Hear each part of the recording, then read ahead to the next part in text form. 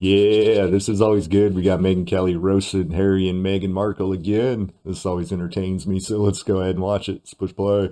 No better friend of our show than Megyn Kelly, of course, in the United States. And there's so From much Sky to get News in to Australia. with her about this evening, Paul including lots Murray. of politics. But how can we not begin with this garbage where apparently Harry and Meghan want to sue the makers of South Park for being hilarious? Wait, they're trying to sue South Park? Yeah, good luck with that. This actually got to the point where they had to come out through their spokesperson and deny that. Although I have to be honest, I'm not sure I believe their denial. They have filed just around a dozen lawsuits, Paul. I think it's about 10 lawsuits, this pair. They've never seen a newspaper that writes something negative about them that they don't want to sue. So if they can find any colorable grounds to do it. They cannot handle the criticism. Holy crap. That's crazy. They're just suing everybody. You say something bad about me, I'm going to sue you. Damn. I believe they will file a suit, although in this case, there are none. This is clearly a parody. This kind of comedy sketch has been upheld time and time again by our Supreme Court. I realize things are a little weirder over in Great Britain, but they've got absolutely no case. Their real problem is they've become an international laughingstock. Yeah. And for that, they don't have South Park to blame. They have only themselves to blame. Yep, they can't handle it. Everybody's laughing at them. They're the laughing stock of really the world right now, but especially here in America. Like, welcome to America. We can say whatever the hell we want, pretty much, for the most part, but it will make fun of you. They're like meme status for sure. And here's the truth, mate. The reason South Park is funny is because it's true. Yes, they saw through every veneer. South Park says what we're all thinking, really. That's why they're so good. Everybody loves them because they'll make fun of or bring to point what we're all thinking and then make good, awesome, funny comedy out of it. Here that this phony pair put up. Right? Oh, we want our privacy. And by the way, when the couple tried to correct that, saying, well, we never said we wanted our privacy. We just want to control our narrative. Well, you're public figures. You don't get to. Shut up. Yep. Do you think Joe Biden would like to control his public narrative? Do you think Tom Cruise would prefer it if he could control his public? Will Smith? He would if he could. Get over it. You don't get to do that. Once you become a public figure, it's fair game for us to comment on you. And guess what else? It doesn't always tend to be laudatory, especially when you're selfish brats like the two of you. They keep firing and hiring new PR people to try to help them spin the narrative or control the narrative, or maybe if we just do the Netflix doc or we do the Spare publicity tour, then they'll see how amazing we are. What's actually happening is they're confirming all of our worst suspicions and offering even worse ones than the ones we conjured up in our heads about Harry reading in his light, effete voice about his Todger. I'm never going to get over that, Paul. So they have themselves to blame. It is not the press's fault. It is their own fault. And it doesn't matter how many PR people they hire and fire. They're still going to be in the dungeon on their approval ratings until they actually do something charitable and something not about themselves. Stop being little whiny babies. And also, when you get the negative press, the negative, commentary, everybody's laughing at you and everything, really the best thing to do, I mean, I don't know for sure, but in my mind, best thing to do is just let it go. Like, who cares? If you address it and try to proactively go against it, like, it's just going to make it way worse than if you just ignored it altogether. Let's talk about Biden and the Ukraine, some concerning escalation, particularly on the China side of things. But what about your mates at MSNBC, the lefty cable channel? They say that he's as brave as Abraham Lincoln because he went to Ukraine. Brave as Abraham Lincoln. A day of this kind of presidential bravery in a war zone, you've got to go all the way back to 1864, July, when Abraham Lincoln, as president, went to see Confederate soldiers who were firing on Washington, D.C. That's what presidential bravery in wartime is. They know that Sean Penn's been there twice and he was able to take an Oscar with him without getting hurt, right? So is every other leader. Like literally almost all of the other international leaders have gone to Ukraine. I mean, I love how they're trying to paint this into some spectacular moment of courage. I mean, whatever. Good job, Biden. You went and visited them, Ukraine. Yay, whoop-de-doo. Like, the feeling is you should have probably went to Ohio first before Ukraine. Like, they're literally on fire and dying from chemicals and stuff and getting cancer and all the animals are dying and everything. it's like a ecological disaster over there. So maybe you should have went and visited Ohio first, you know, the U.S., America. You're the president of America. I don't know. It's just me thinking out loud. For Joe Biden.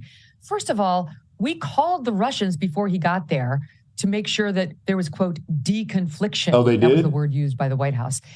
They called Russia like, time out for a minute. Biden's coming over. He was never in any danger. It's only the press over here that wants to turn this into some sort of General MacArthur march. It wasn't. Wow. He went over there. It was a photo op. He needed it because he's had a very bad couple of weeks of press over here. And so, ta-da, even though the White House says they've been working on the trip for a long, long time, in at least one publication, they gave it up and said they planned it as of last week.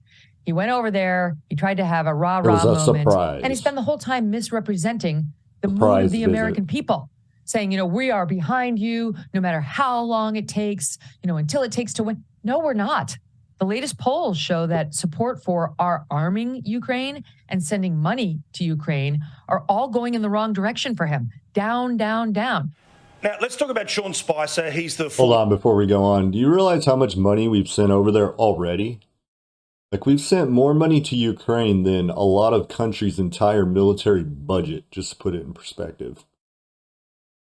I'm a Trump communications guy. He was around for a little while, but he has decided to absolutely and quite rightly go after the media because they are not asking questions about Biden's health. He's just had a physical, yet no mental test for the guy that clearly is crumbling before our eyes.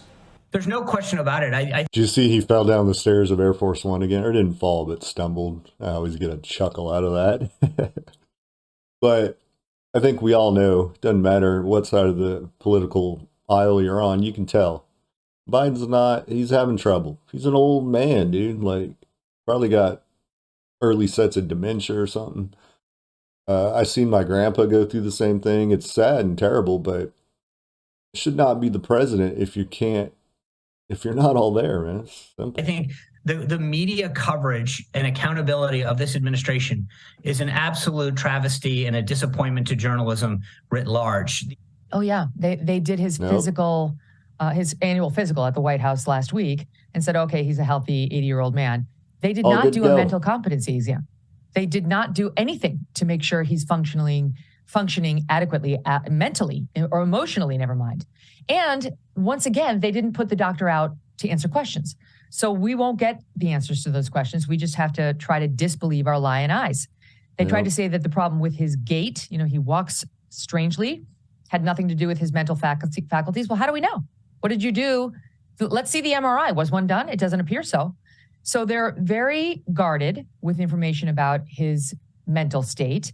And it matters. Of course. It matters. If he served a second term, he would be closer to 90 at the end of it than he is to 80, than he would be to 80. That's so crazy. It matters. And the fact that they won't go there is cause for concern. Now, I want to also talk about what's been happening in East Palestine. This is this story in the state of Ohio, a train derailment. I was talking about a minute ago. For some reason, we know that there was chemicals on board, but for some stupid reason, somebody decided to set those on fire. They keep telling us everything's okay, trust us, we'll be all right. But basically, a chemical... Have you guys seen the video coming out of Ohio, East Palestine? Like, it looks insane, like a war zone. Like, I'll have to do a video on that, maybe I will, but it's incredible. Like, I was just watched a couple clips earlier, and it blew my mind. Like, I knew it was bad, but I haven't been paying attention super closely, but I've been, you know, catching up here or there. But anyway, I watched these clips earlier, and I was like, whoa. Like, it gave me goosebumps. It was shocking. Like, and that's happening in America, in Ohio. Like, what the hell? Bomb has gone off. Yeah, it looked like a bomb went off just a few days ago, yet no one from the federal government can be seen, including Pete Buttigieg, the transport secretary, the guy responsible for train derailment. Old Pete Buttigieg. When are you going to go to East Palestine? Yeah, when? Well, I am planning to go, and our folks were on the ground from the first hours. I do want to stress that the NTSB needs to be able to do its work independently. But when I go, the focus is going to be on action. So Pete Buttigieg, our transportation secretary, should have been there. There was this hideous, horrible train derailment in East Palestine, Ohio, a state that used to be critical in presidential elections because it was a swing state. Now it's gone reliably red for a while, so the Democrats are a little less interested in it. I'm sorry to be so cynical, but one does wonder whether we'd be getting a different kind of attention if this happened in, let's say, the swing state of Pennsylvania. Now the poor residents of East Palestine have to continue living there despite enormous levels of chemicals having been released in the community. And what they're getting from the officials, the federal government, never mind the state governor who isn't doing a bang-up job, is it's safe. So Pete Buttigieg says it's fine. I'm not going to go because I don't need to do a photo op. I'll go when the time is right. Looks like an oil How about right now? You go, you drink from the drinking fountains. You drink from somebody's water faucet in their homes. We'll pick the house. You walk in at random. Take a big, big gulp. Bring your twins. How about that? Let your babies drink the water out of the faucet, the same as the residents of East Palestine have to do with their babies. Go ahead and take a shower with the well water of one of the residents there. You says, then I'll believe you that it's fine and that there's no real reason for your presence there. He won't do it.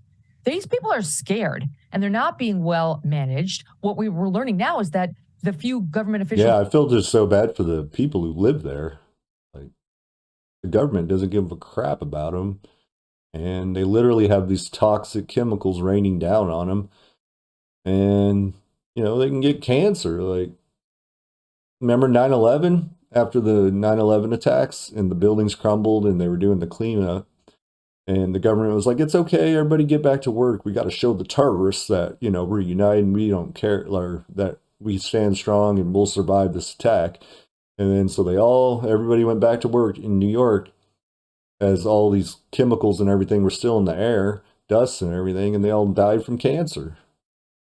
That are out there working with companies trying to test the air and test the water are sticking releases in front of them, Paul, trying to get them to release all rights to sue.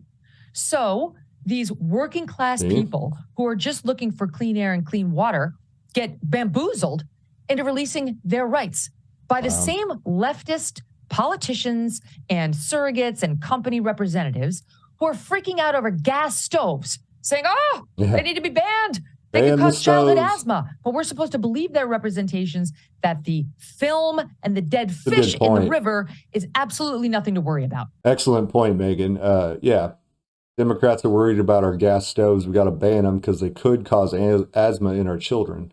And yet, who cares about these toxic chemicals raining down on people and literally are going to get cancer or, their lungs are burning and everything else. The animals are dying. Who cares about that? Wow. Gotta love the hypocrisy. Well, good job, Megyn Kelly. Another good interview. If you guys enjoyed, smash that like button. It lets me know to do more of these. Sometimes I don't know what videos to make, and I'm like, let's see what the people want. So I'll give you what you want. So smash that like, hit that subscribe, get more of these going. I'll catch you guys on the next one. Love y'all. Stay strong, stay safe, and I'll catch you guys on the next one. Love y'all. Bye.